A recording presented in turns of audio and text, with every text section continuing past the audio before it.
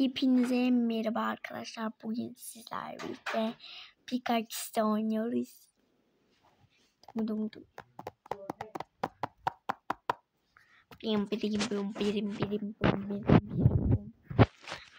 Açılsın.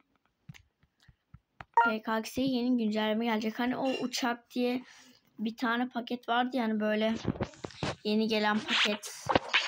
Kıyafet olarak. Onlardan. O yeni güncelleme vardı.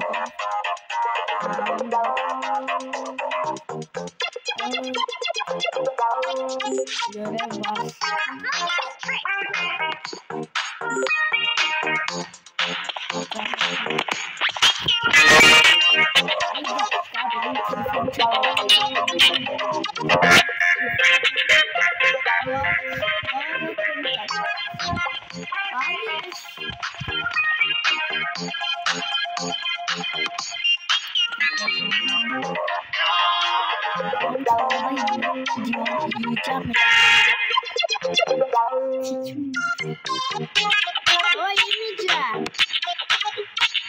Yemeyeceğim. Çorba sevmiyorum.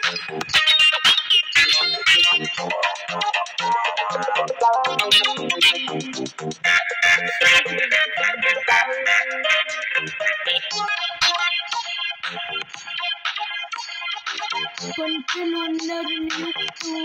Kaçırdım. Pantolonlarım başım gezinirdi. Hadi pantolon güzelmiş. Amca